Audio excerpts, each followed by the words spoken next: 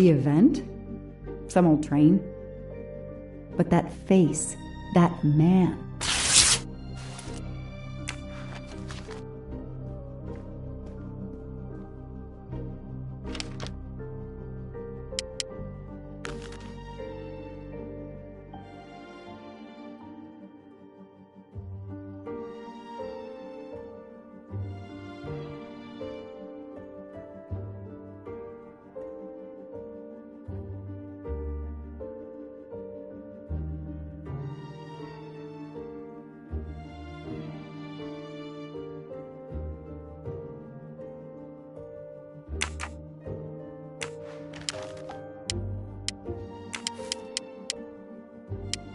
Foscarelli will be on the Orient Express next week.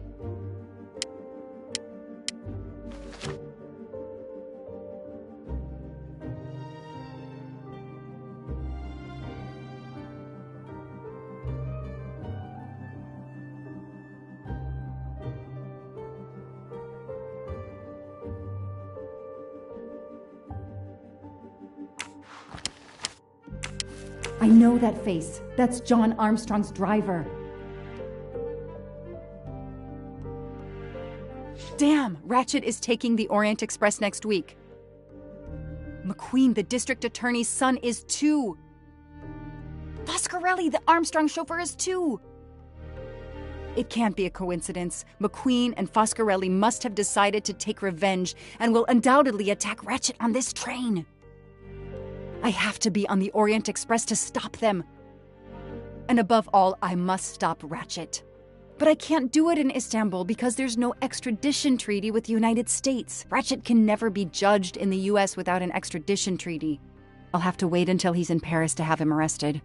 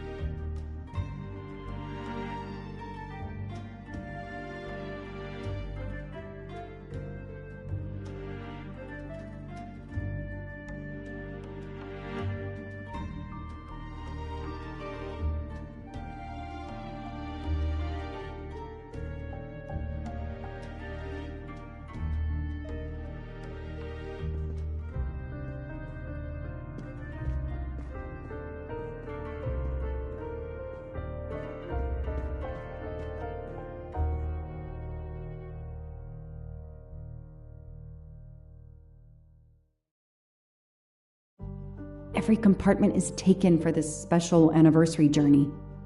It's impossible to find a ticket. What can I do? I could try to get on the train without a ticket, but I could end up arrested. And Ratchet could get away or get murdered. No, there's a better way. Let's find out who's traveling on the Orient Express. Time to call Braid.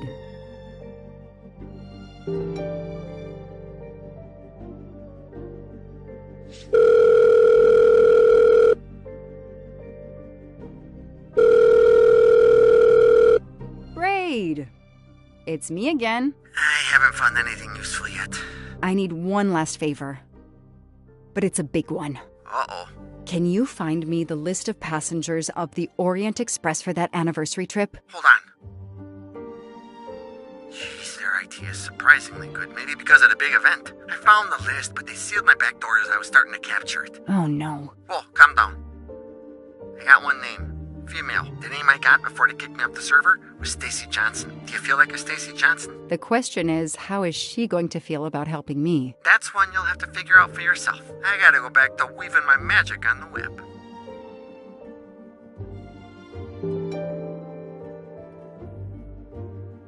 I know I have to...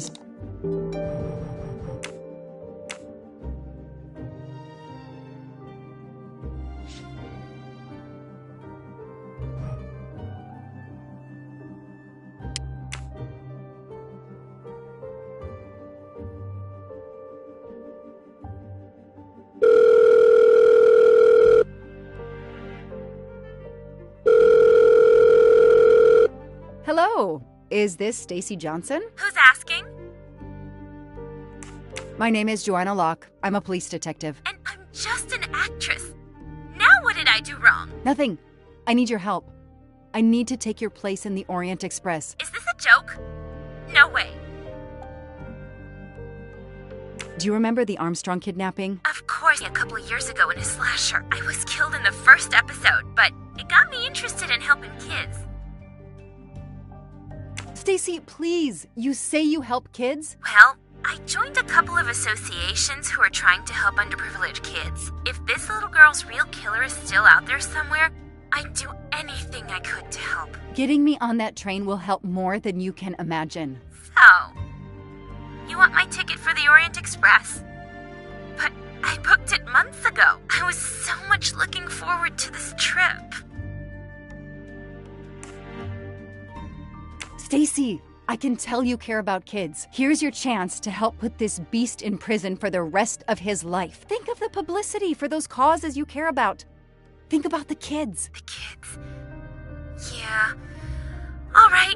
We'll do it for Daisy and the kids who suffer. I'll take care of changing the tickets to your name and send it to you. Get him. Make him pay. I will. Thank you so much.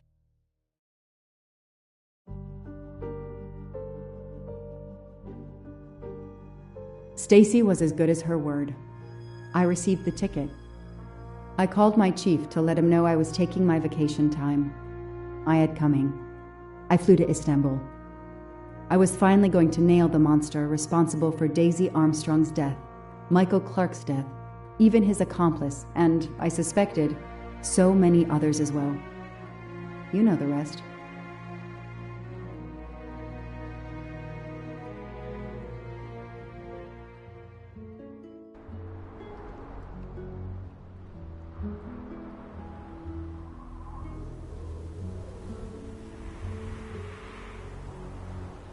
And that's how I found myself on this train.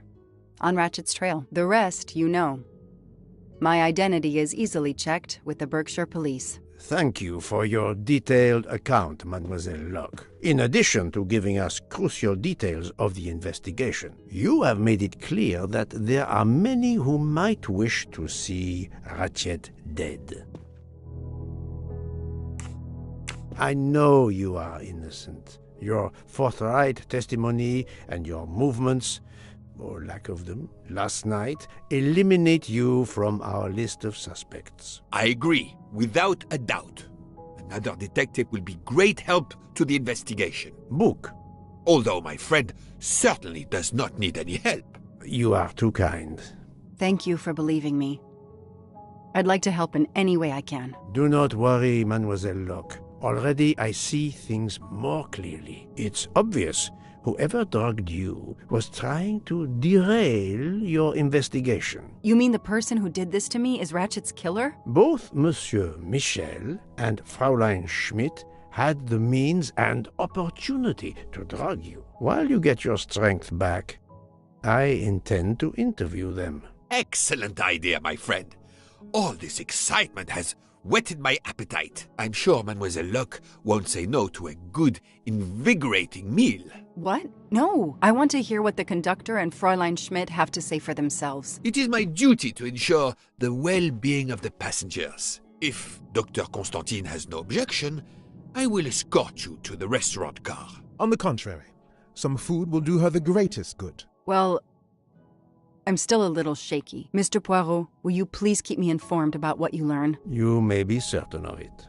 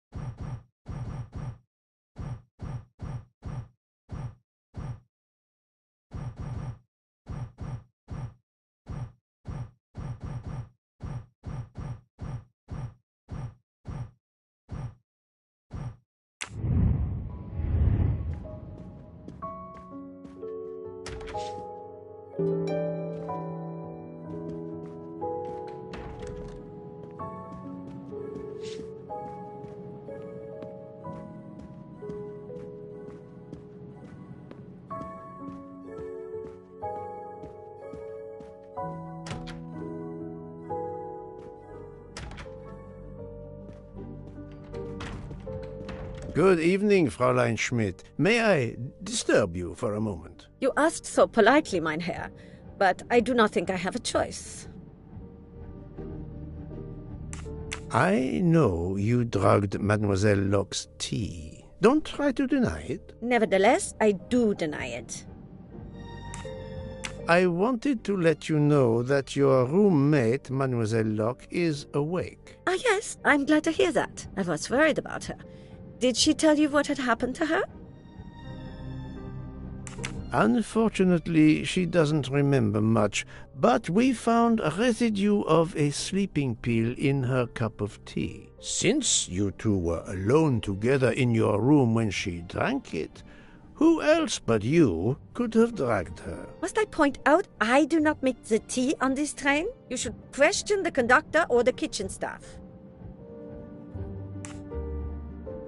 Mademoiselle Locke could have died. Whoever drugged her must not feel any empathy for their fellow human beings, given the dose that Mademoiselle Locke ingested. She was close to death. Oh my God. What did I do? I didn't want to hurt her. Just have her sleep for a few hours while we had time. We? Time for what? Time for what, Madame Schmidt? You think I feel nothing? Nothing? That poor little girl. Indeed, that poor little girl. Fräulein Schmidt is somehow connected to the Armstrong case.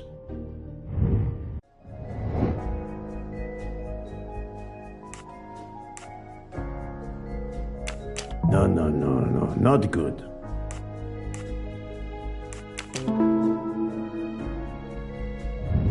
My little gray cells did not let me down. Fräulein Schmidt, I have a certain reputation for sniffing out... I am not a murderer. Forgive me, but I was going to say brilliant chefs. You were the Armstrong family's cook, were you not? But... yes. I was the cook of that lovely, lovely family. I'm sorry, but I must ask you to give me some time to collect myself. It wasn't supposed to be like this. My darling, my poor darling child. I will give you that time, Fräulein.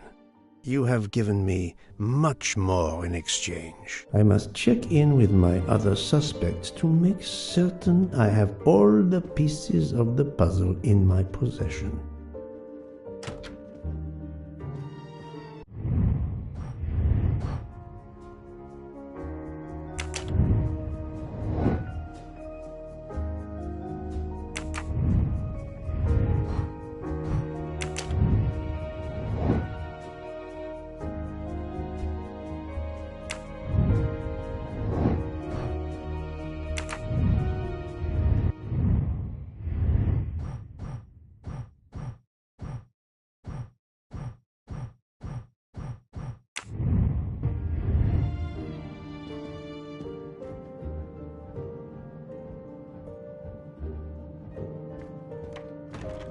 Can I get you something, Monsieur Poirot? Everyone is so tense. An aperitif soon, Monsieur Fauchet, with pleasure, when the matter is resolved.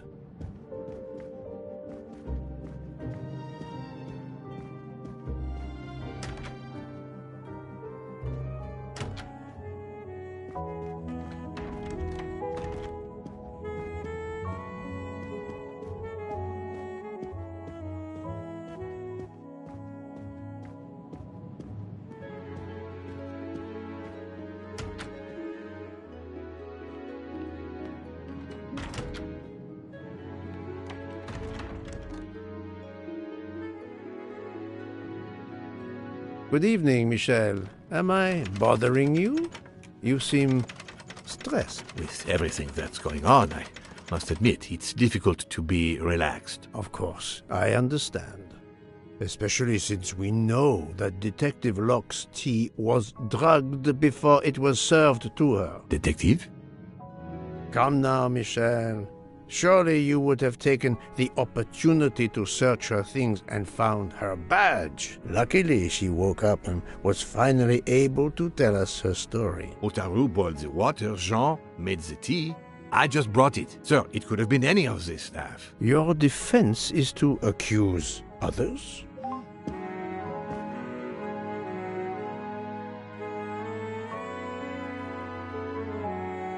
You have a network connection? No, unfortunately.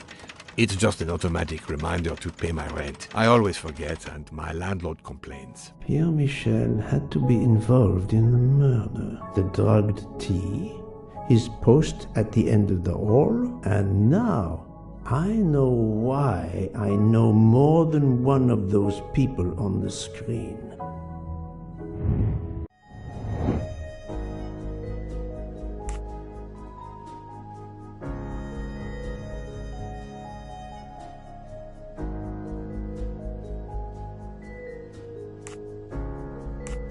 Good.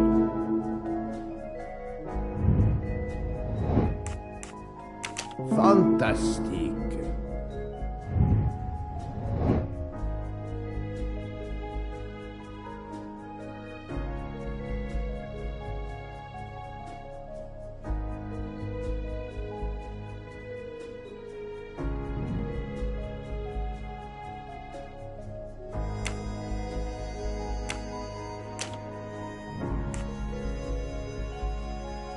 I must admit I'm not right this time.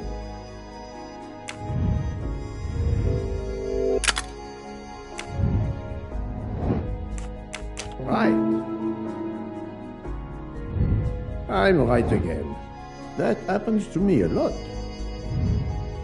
You are the father of Suzanne Moreau, Daisy Armstrong's nanny. My condolences on the death of your wife. What? But my wife... Enough lies. Suzanne does not bear your name? No. Suzanne's mother and I were divorced. Suzanne kept her mother's name. My most sincere condolences, Monsieur Michel, on the deaths of Suzanne and your wife. This job, I loved them, but I was never there for them. Then, a year after the divorce, Solange became ill. Suzanne took her to this special hospital in the US. Got that job as Daisy's nanny. I understand your pain, and the reason that led you to drug Detective Locke. We really can't hide anything from you, can we? Many have been foolish enough to try and keep the truth from Hercule Poirot. Yes, I admit, I drugged the tea. But it was only to keep her quiet, until I could... But she reacted so much to the sleeping pills. She was lucky, as are you, that she didn't die. To be frank, there is one more thing that puzzled me, but I think I understand now.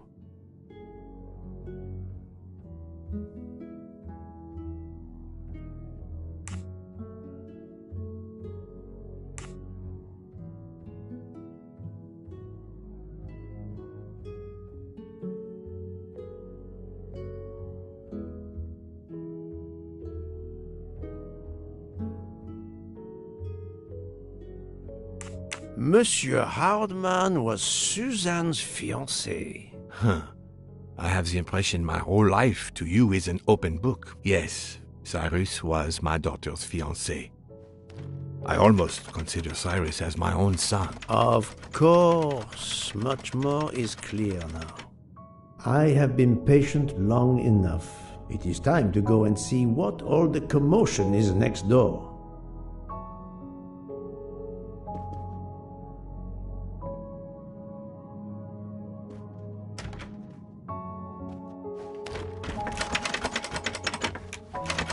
Monsieur Hardman, excellent. The gods who watch over detectives must have trapped you here. Why didn't they watch over me? I'm a detective, too. I was talking to Michelle about a leaky faucet, and I wanted to go out, but, you showed up. No need to invent some preposterous story. But really, Michel has told me everything. You are the fiancé of Suzanne Moreau, his daughter. Oh. I see. Surely this is not a big surprise to you. No. Suzanne was the only woman I ever loved. And I failed her. We got into a spat. It was nothing, but I was too proud to apologize. We weren't speaking at all. Suzanne never really cared for that guy Noah. She would have forgiven me. If only. If only. If only. A common refrain between lovers who quarrel. Obviously, Pierre Michel and Fräulein Schmidt both drugged Detective Locke's tea, causing the overdose. No wonder she had so much trouble waking up. Time to report my findings to her and book. Another delightful trophy for my collection. I wonder if our master chef gets his recipes from a game.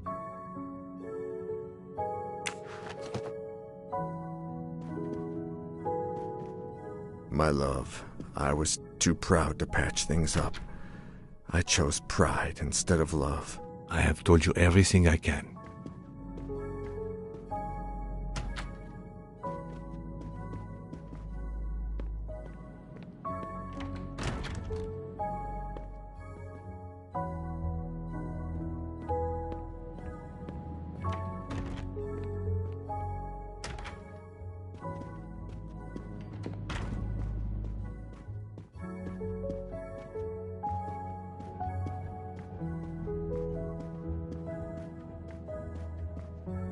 So, my friend, tell me, you have something new? Mademoiselle Locke, I know who drugged you. Fräulein Schmidt and our conductor Pierre Michel both admitted putting sleeping pills into your tea. This explains your overdose. They are relieved you are recovering. Michel drugged a passenger? On behalf of the company, I offer my apologies to you, Mademoiselle Locke. Michel will answer for this outrage. Both of them? I was pretty sure about Fräulein Schmidt, but I admit that I did not suspect the conductor. I have uncovered multiple connections with the Armstrong case. Pierre Michel is the father of... There were other passengers who might have. Or she may have seen you when you visited the Armstrong home. It is now clear to me that some of the clues to this elaborate plot were staged for my benefit.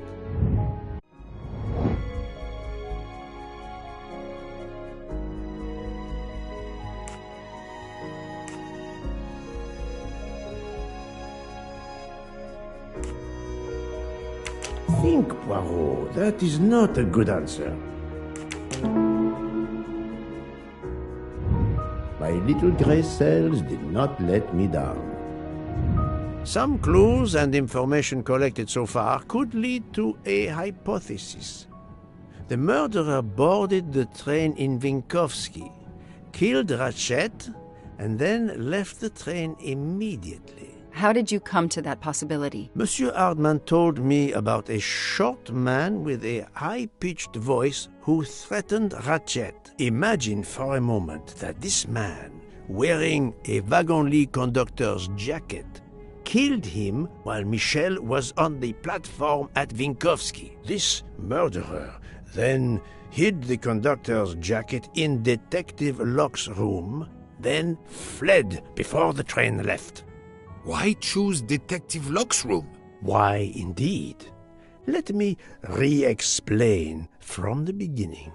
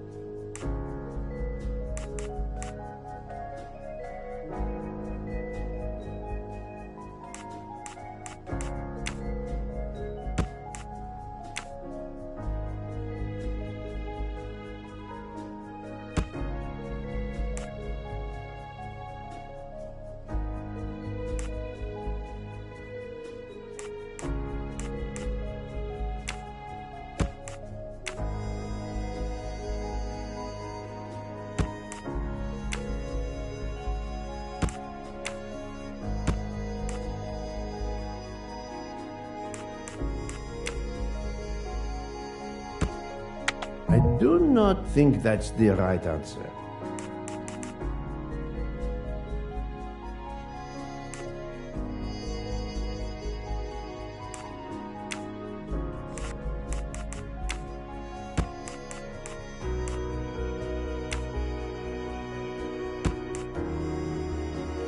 No, not good.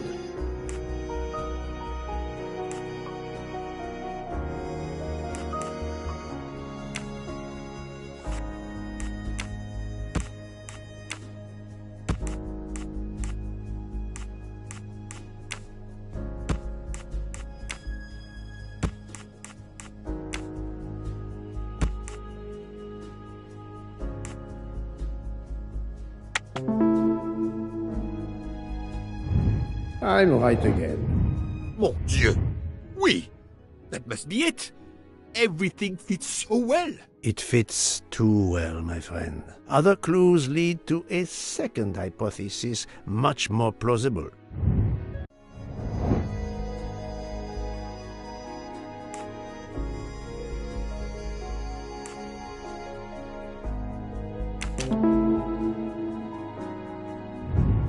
That was easy.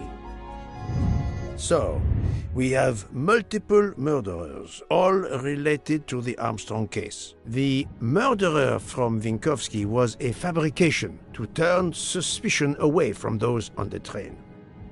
They expected the investigation to be led by some small-town official who could easily be misled. Mr. Poirot? Detective Locke, forgive me.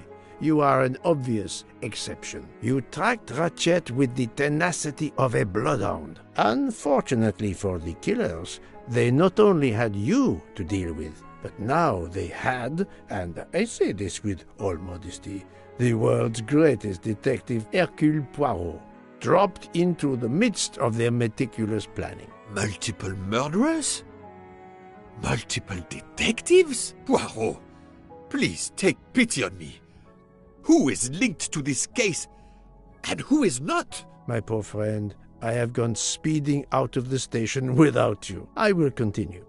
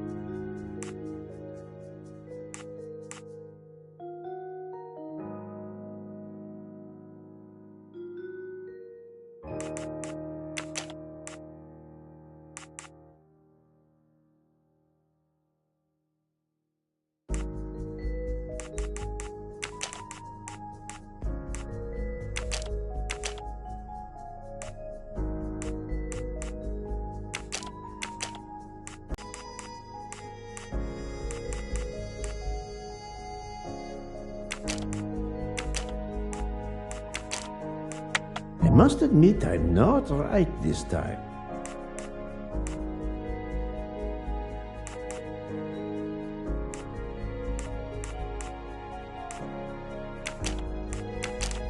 No, not good.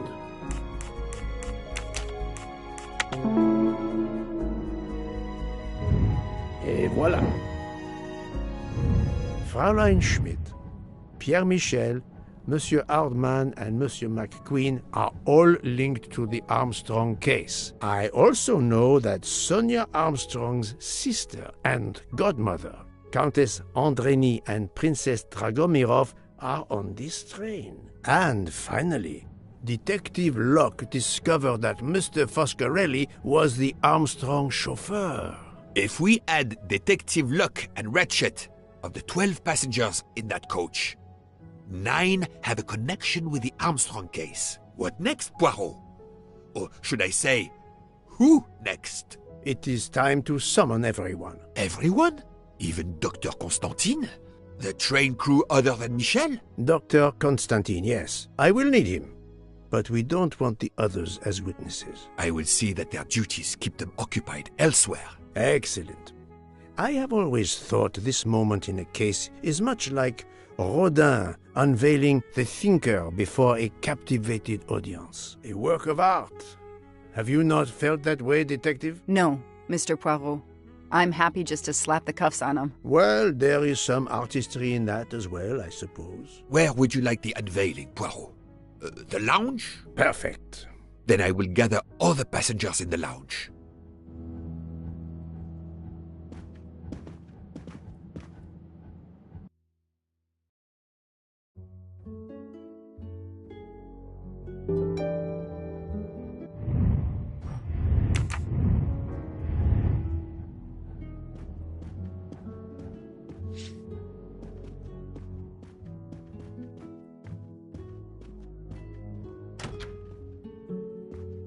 Not now!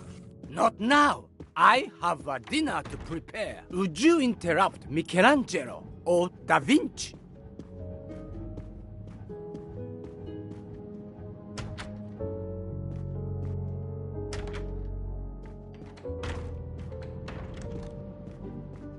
Can I get you something, monsieur? An apéritif.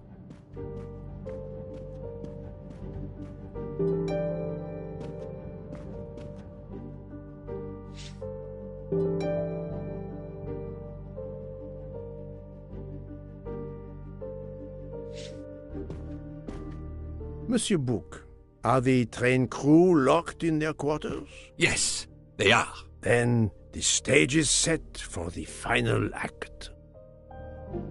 Ladies and gentlemen, I have gathered you together to hear my reconstruction of the murder of Samuel Edward Ratchet, also known as Cassetti. There is not one, but two possible solutions of the crime. I shall put them both before you, and I shall ask Monsieur Bouc and Dr. Constantine here to judge which solution is the correct one. Two solutions? Mr. Poirot, I am hardly qualified. Nevertheless, your assistance is required. Now, you all know the facts of the case. Ratchet was found stabbed to death this morning. He was last known to be alive at 12:37 a.m. last night, when he spoke to the wagon-lit conductor through the door. His watch was found to be badly dented, and it had stopped at 1:15. Dr. Constantine, who examined the body, puts the time of death as having occurred between midnight and 2 in the morning. At half an hour after midnight, as you all know, the train ran into a snowdrift. After that time, it was impossible for anyone to leave the train. So, here is my first theory. The enemy, as Ratchet expected, joined the train at Vinkovsky by the door left open by Captain Arbuthnot and Monsieur McQueen, who had just descended to the platform. He was equipped with a wagon-lit jacket, which he wore over his ordinary clothes, and a pass key which enabled him to gain access to Ratchet's compartment in spite of the doors being locked. Ratchet was under the influence of a sleeping draught. This man stabbed him with great ferocity, 12 wounds in all. He left the compartment through the communicating door to Madame Hubbard's compartment. Yes, that's so. Scared me half out of my wits. The murderer thrust the dagger he had used into Mrs. Hubbard's handbag in passing. Without knowing it, he lost a button of his uniform. Then he slipped out of the compartment and along the corridor. He put the uniform jacket into Detective Locke's suitcase to cast suspicion on her. And a few minutes later, dressed in his ordinary clothes, he left the train just before it started off again, using the same means for egress, the door near the dining car.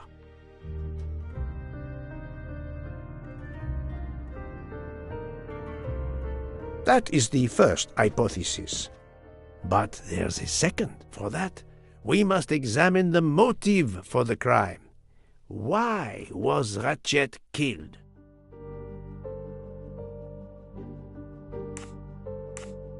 The motive is clear. Revenge, of course. Nothing was stolen, and we know that Ratchet had made many enemies. This was a premeditated crime, meticulously planned. Since the kidnapping and death of little Daisy Armstrong, which traumatized many people close to the family. Even when the police concluded that it was Suzanne Moreau, questions remained. Detective Locke continued her investigation, as did others. They became convinced the truth lay elsewhere. We now know who the real murderer of Daisy is. It is clear now that Daisy's killer was Ratchet, also known as Cassetti and Michael Clark and how many other names. But of course, many of you have known this for a long time. It is obvious that the 12 stab wounds are not a random number. Dr. Constantine's analysis revealed that some stab wounds appeared to have been caused by a right-handed attacker. Others indicated the knife wielder was left-handed. Some wounds were deep, more than one fatal, yet others were not much more than mere scratches. What can explain these discrepancies? This leads us to an obvious conclusion. They are symbolic.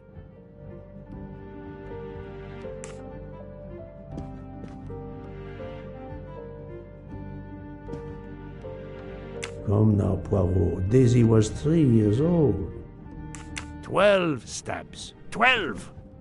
The same number as a trial jury in the United States. But not just a jury of 12 members condemning him to death, but 12 executioners as well. This self-appointed jury had meticulously planned for everything except Snow. Snow. The avalanche that stopped us, as well as the presence of not one but 2 detectives on the train. They had to improvise, to hastily add clues and false leads.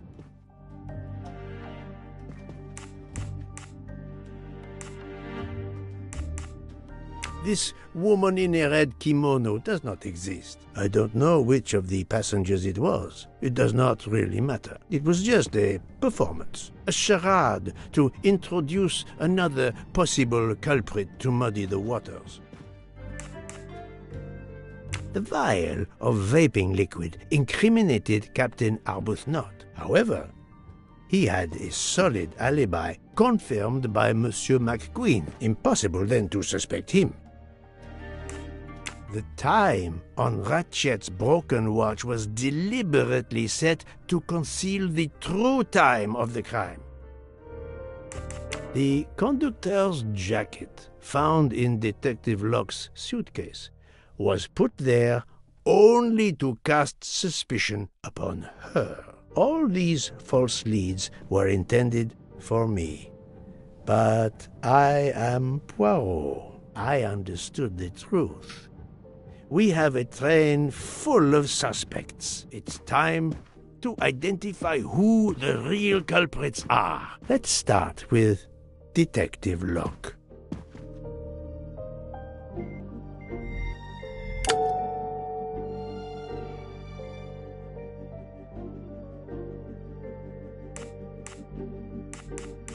Planting the conductor's jacket in her suitcase was an attempt to implicate Detective Locke, but she couldn't fake her drugged condition. Dr. Constantine can testify that the drugged tea incapacitated her for hours, and she had 2 relapses. Let us move on to Monsieur McQueen.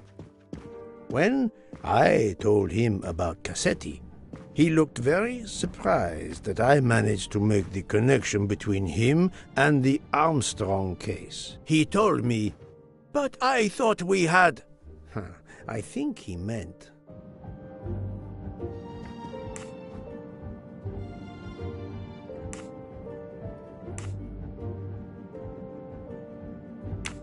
No, he could not think that.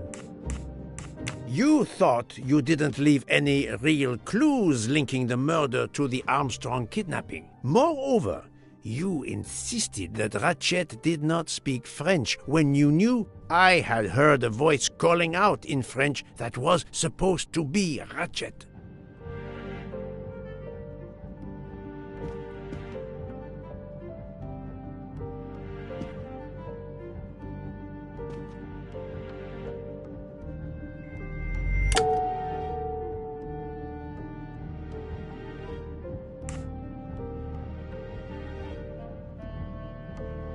You took some pleasure in leaving me false clues, I think. It was quite annoying. But you told me yourself that your father was the district attorney who handled the Armstrong case. The case haunted my father. At first, he believed Suzanne Moreau had helped her boyfriend, Noah, to kidnap Daisy, even though there were questions that went unanswered, and a young policewoman refused to let it go, continuing to find discrepancies, but never enough to reopen the official investigation. That policewoman sits there. Her name is Joanna Locke. Then tell him. Tell him how in the end my father believed you, how he resigned a job that he loved, racked with guilt that he may have let that monster go free. He died young, broken, his faith in justice broken. That's what Ratchet did to him. Thank you for your honesty, Monsieur McQueen. Your father is one more victim of the man who called himself Ratchet. Now, I will turn to Ratchet's valet, Monsieur Masterman.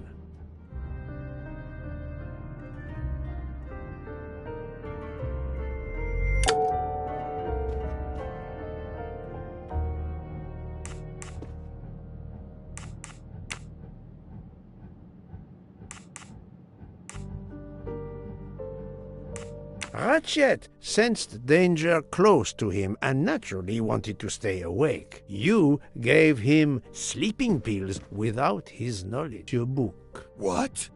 Me? A suspicious stone?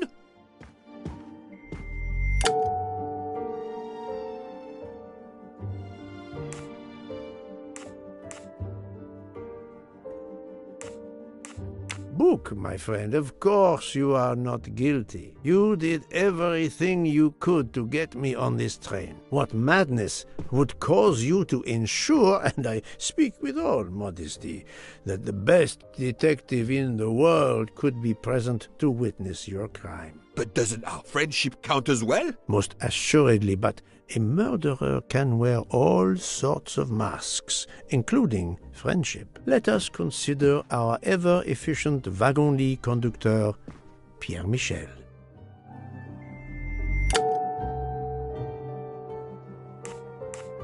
No, that is his motive.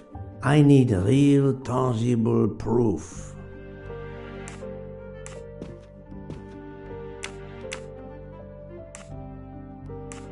Your admission that you drugged Detective Locke immediately incriminates you. But the murder could not have been possible without your very capable assistance. Your knowledge of train procedures made the murder possible, and your position in the corridor of the train allowed you to be the perfect alibi for several passengers.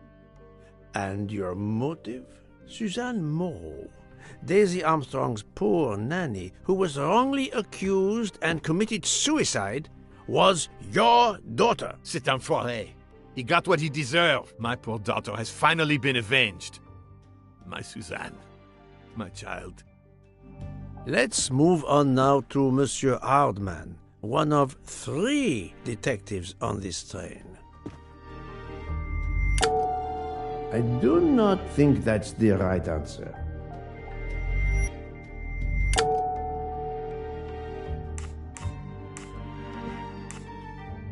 Monsieur Hardman, I think you are a real detective, but you were never hired by Ratchet.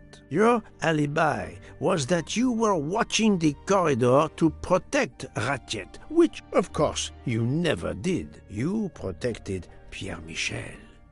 However, We just saw that his alibi doesn't hold up, so neither does yours. I don't know about the conductor. Being Suzanne's fiancé, you had a substantial motive to punish Ratchet. You used your detective skills, just as Detective Locke did, to hunt him down and finally avenge the death of your beloved. That's right, Mr. Poirot. I do have some detective skills. I never doubted it.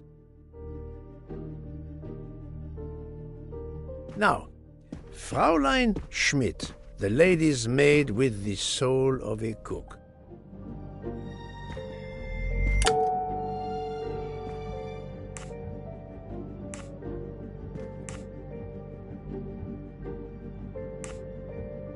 Fraulein Schmidt, you told me of your remorse for drugging Detective Locke. I believe you are sincere. However, as the cook of the Armstrong family, you experienced the drama from within. The death of Daisy, then Sonia Armstrong, who died in childbirth, and finally, Suzanne and John Armstrong. So much misfortune in that poor family. The death of this criminal is only justice. Let us move on to Countess Andreni. I was impressed by the earnestness of her husband when he swore to me solemnly on his honor that his wife never left her compartment that night. Should I believe it? Even if it seems logical, it's more complicated than that. I believe Countess Andreni.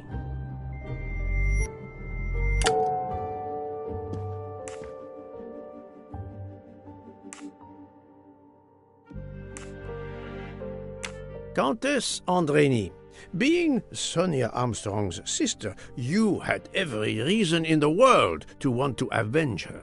But you were incapable of stabbing someone, even after what he had done to you and your family. The night of the crime, you simply took a sleeping pill. I appreciate the irony that nearby, Detective Locke was also in a drugged sleep.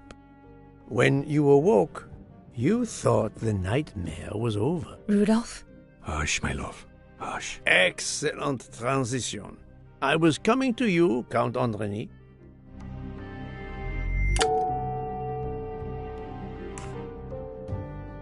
"12 people, a jury. This was very important to all of you. If Countess Andreni did not stab Ratchet, someone had to take her place. And you, Count, the beloved husband. I've seen how fiercely you love and protect your wife." Enough! I would do anything for Helena. Anything. Even that. Yes, even that. Let's move on to Monsieur Foscarelli.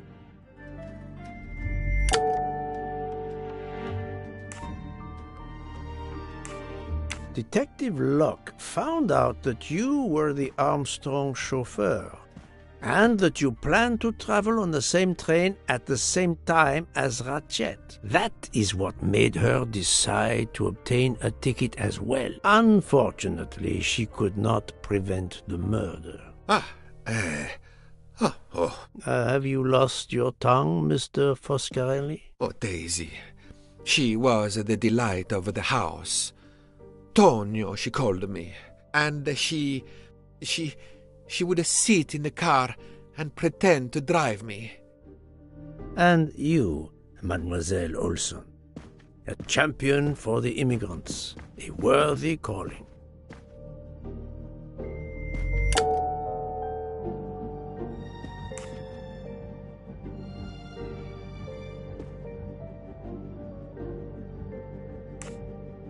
Mademoiselle Olson, you supported Madame Hubbard's story about her connecting door latch, a story that I later demonstrated to be impossible. So, you deliberately lied to me, and you also lied about Mademoiselle Debenham's whereabouts. Enough! I can't take this anymore! I know what you want from me, Mr. Poirot. Very well. Here it is. She was my little Daisy, my angel, so patient. When I patched a scrape or took her temperature, that was my job. But she was so much more to me. She was a shining light in an ever-darkening world.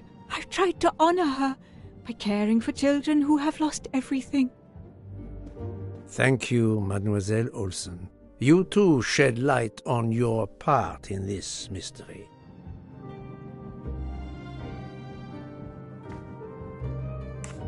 You were Daisy Armstrong's nurse. I will ask you no more questions. It is enough that you have admitted what I know to be the truth, and I understand. Let's move on. Dr. Constantine. You suspect me? I know none of these people. I didn't know Ratchet either, and I've taken a solemn oath to help people, not murder them.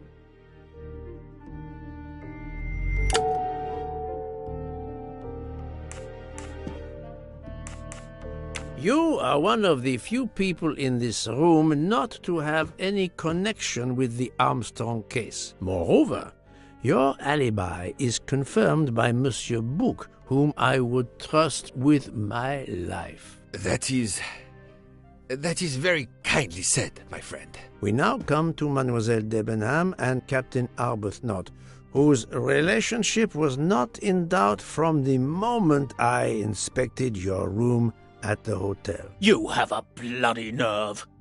Indeed, I do. We're getting married. Congratulations. But I would rather talk about your relationship to John Armstrong.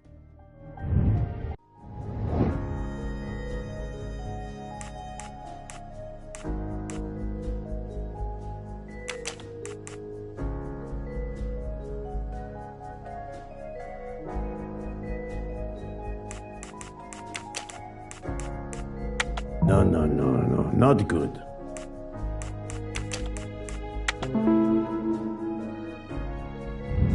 My little gray cells did not let me down.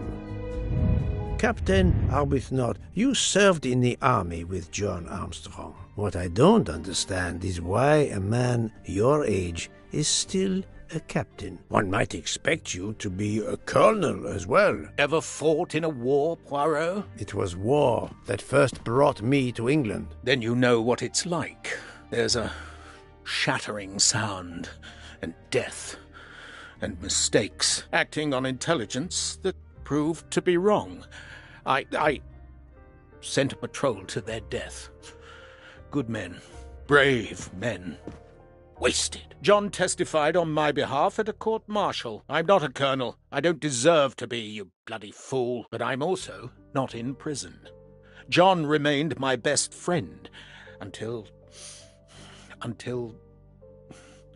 There, you have my story. Understand now? Archie, calm down, please. You're right, Mary. What you see in me, I don't understand. Oh, Archie, I see in you what John saw. Miss Debenham, I'm sorry. My turn, is it? I'm afraid so. And you have caused me quite a puzzlement. Your connection with the Armstrong family was not obvious. Then I remembered the job you currently hold.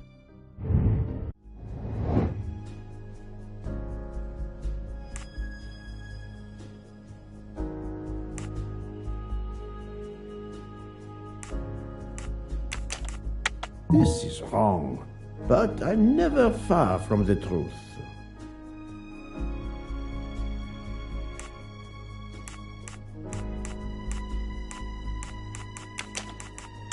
Think, Poirot, that is not a good answer.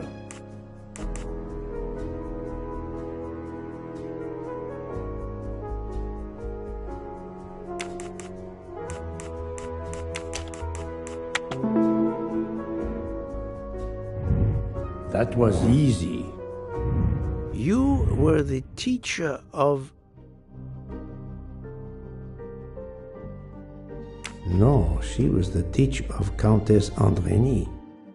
You were the teacher of Helena Andrény. whose maiden name was Helena Goldenberg before she married Count Andreni. Yes, absolutely. Why lie to you? She was an excellent student.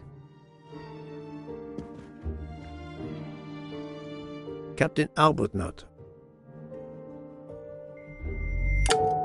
No, Poirot. Unlike the train, you are on the wrong track.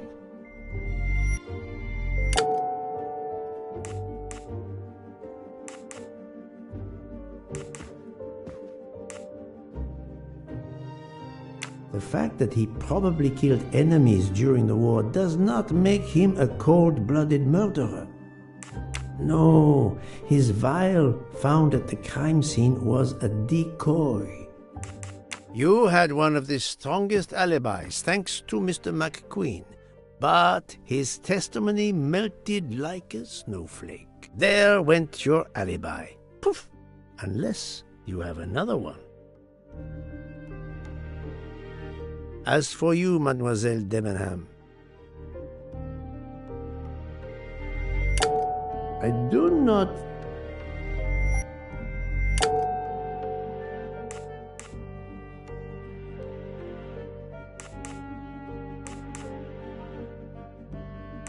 Yes, I remember overhearing Mademoiselle Debenham talking with the captain at Circacci station. She said, "Not now, not now, when it's all over." That's significant in light of what we now know, but not enough to incriminate her. Her close relationship with someone guilty in the case, even her motive, do not necessarily make her guilty. Mademoiselle Olsen was the only one who could confirm your alibi. I think you know where you stand. Very good, Mr. Poirot. Are you satisfied? I will be soon. Now I must turn to Sonia Armstrong's godmother, Princess Dragomirov.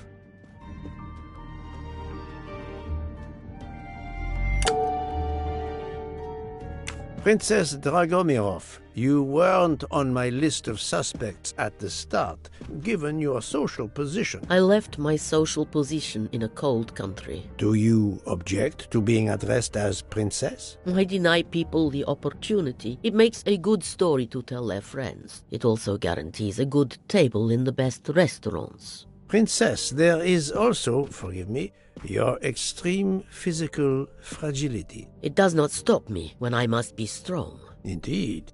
Of more importance, though, is the fact that you're the only left-handed person on the train. And the single blow to Ratchet from a left-handed person was very, forgive me, weak. Finally, I'm afraid I know the alibi that you shared with Fraulein Schmidt is false. You have been very thorough, sir. I hope you will permit me to say we are much alike. I am honored. Now it is time to end with Mrs. Hubbard, or should I say, Linda Arden. If Princess Dragomirov hadn't told me about her relationship with this famous actress, I might not have made the connection. But you are a great actress, madame. Your performance as a flighty, self-involved woman was superb.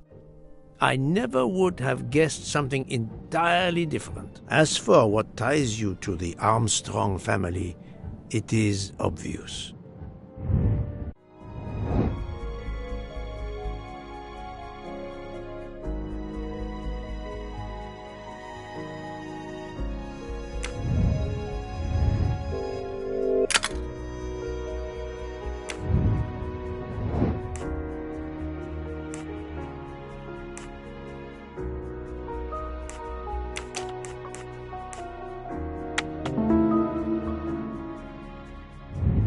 Et voilà. Mrs. Hubbard, you are the mother of Sonia Armstrong and Mrs. Andreni.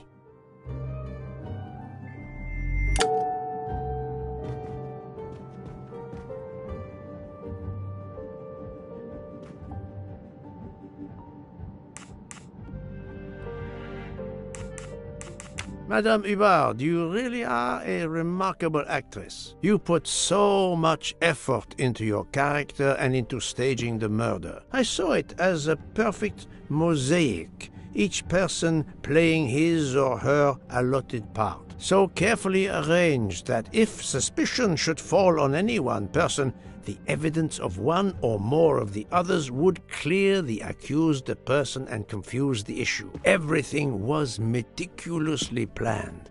But you hadn't expected that Detective Locke and I would be on this train, and the avalanche would block it on the night of the murder. You had to improvise. But again, improvisation would be another of your skills as an actress. So you came up with the story that the latch on the door that communicated with Ratchet's compartment was hidden by the handbag. I always fancied myself in comedy parts. That slip about the sponge bag was silly. Shows you should always rehearse properly. You know all about it, Mr. Poirot. You're a very wonderful man, but even you can't quite imagine what it was like. That awful day. I was just crazy with grief. So were the servants. We decided then and there that the sentence of death that Ratchet had escaped had got to be carried out. There were 12 of us, or rather 11. Suzanne's father was over in France, of course. First we thought we'd draw lots as to who should do it, but in the end we decided on this way. It was the driver, Antonio, who suggested it. Mary worked out all the details later with Hector McQueen. It took a long time to perfect our plan. We first had to track Ratchet down. Hardman managed that in the end. Then we had to try and get Edward and Hector into his employment. Well, we managed that. Then we had a consultation with Suzanne's father. Captain Arbuthnot was very keen on having 12 of us. He seemed to think it made it more orderly. He didn't like the stabbing idea much, but he agreed that it did solve most of our difficulties. Well, Suzanne's father was willing. Suzanne had been his only child. We knew from Hector that Ratchet would be coming back from the east, sooner or later, by the Orient Express. With Pierre Michel actually working on that train, the chance was too good to be missed. My daughter's husband had to know, of course, and he insisted on coming on the train with her. Hector wrangled it so that Ratchet selected the right day for traveling when Michel would be on duty. And then, at the last minute, you came. For the rest of the story, you worked out everything, Mr. Poirot. You were right about all of us. What are you going to do about it?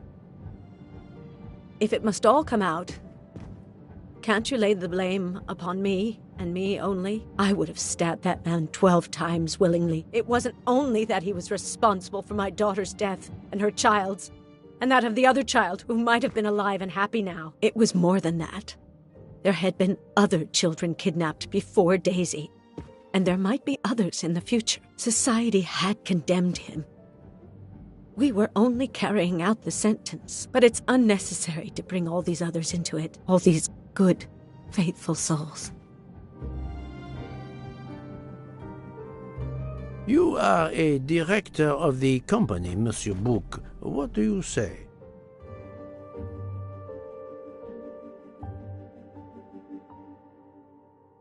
In my opinion, Poirot, the first theory you put forward was the correct one.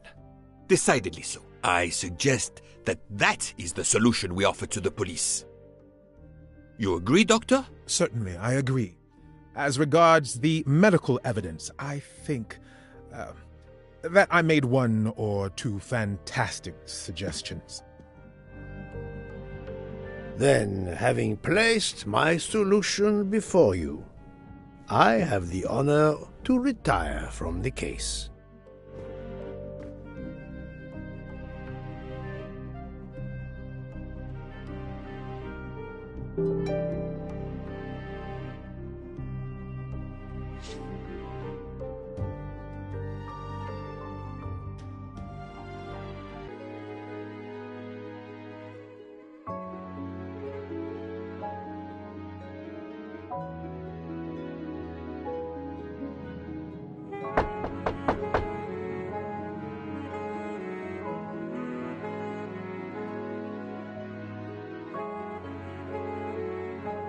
I'm sorry to wake you up in the middle of the night, Poirot, but it couldn't wait. There was a detail that bothered me in my preliminary autopsy of Ratchet's body. I went back to examine the body and I discovered a wound covered by another. The blow I hadn't seen was delivered by a thinner, sharper blade. So there were not 12, but 13 stab wounds. 12 stabs for 12 jurors. It doesn't work with 13 wounds. The symmetry is destroyed. It can't be one of the culprits who stabbed him twice? Doctor, a different knife was used. There is only one explanation.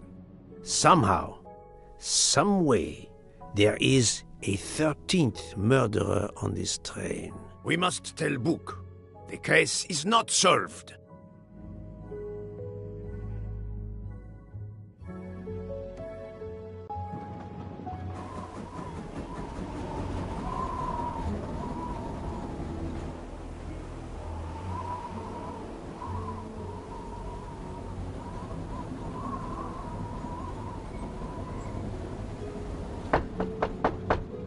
Please, come in. Ah, Book. I see we are moving at last. Yes. The way was finally cleared while we slept. If all goes well, we will arrive in Venice this evening. The train will be there for several hours for refueling and reprovisioning. What do we do with the 13th murderer? Do you have a lead? I thought about it. There is one clue that was left aside in my investigation. The diary I found in Ratchet's safe mentioned an appointment in Venice. Someone with the initials A.W. He will never keep the appointment. But there should be enough time. I must try to keep that appointment for him.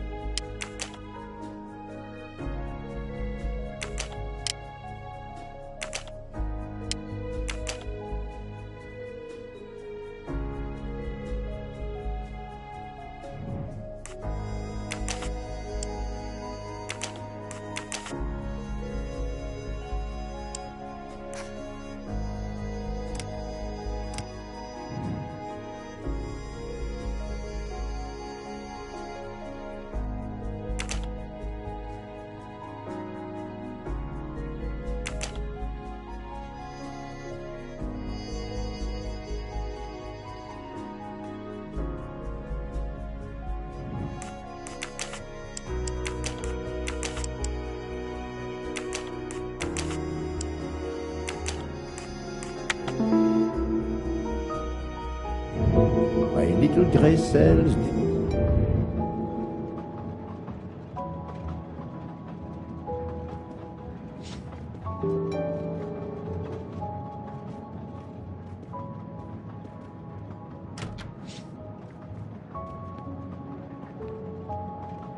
I don't have time for small talk.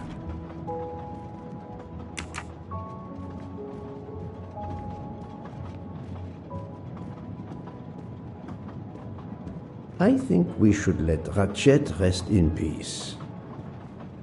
How would it look to the police if I asked a suspected murderer for help?